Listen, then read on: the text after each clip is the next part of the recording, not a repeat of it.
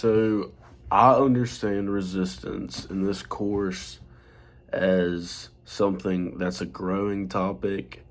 Um, when I understand resistance, when I think about resistance, I think especially about sexual assault, um, and what we've learned in this class so far. And for instance, like the novel written by Marta Hiller, Woman in Berlin, um, she had been through so much,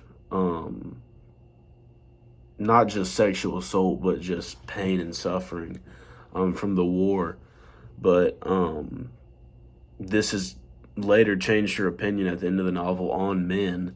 So she says, "These days I keep noticing how my feelings towards men are changing."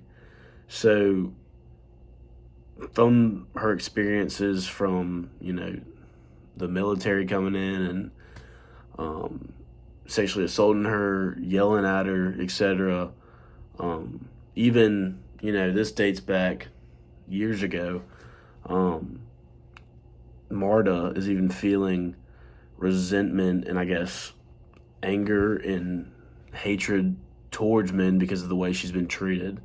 Um, and she hasn't been had a chance to resist. She hasn't really been in that position because she's been forcefully, moved around the novel and really hasn't had a chance to resist. Well, as time goes on, the feminist movement happens. People start talking more about sexual assault and resistance.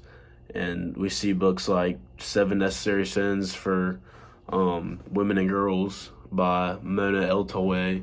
And she says, patriarchy refuses to believe that girls and young women can be angry, attention-seeking, profane, ambitious, powerful, violent, and lustful. So you see in this novel, Mona is talking about basically the things that women are perceived that they can't be, which is angry, and women can't cuss or speak, speak like ladies and stuff like that. And what she's saying is, that's what the patriarchy believes, and that's what back, relating to Woman in Berlin, that's what they believe. But now it's changing, and people are starting to talk about, hey, women have voices too. Women are just as powerful as men. Women, get angry and, they can be, like Mona said, profane. And so through, those kind of that gap, from Woman in Berlin to Seven Necessary Sins, it kind of shows that now people are talking about how this issue of resistance is changing. Now, women need to be heard more, and treated as equal. Roxane Gay in Bad Feminist says, "I no longer want to believe these problems are too complex for us to make sense of." And she's absolutely right.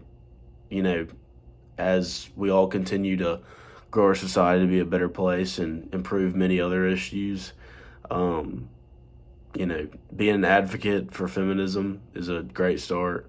And so I kind of tie that all into resistance. And I tie it into justice as well because through resistance, you're, having justice by resisting, the patriarchy. So,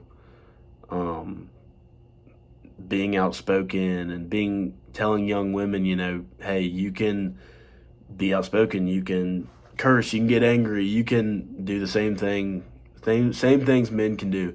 And I think through that, this can improve resistance to patriarchal things, and through that just really open up a new horizon for our society and kind of build on that. So that's what I kind of think about resistance and justice tying together.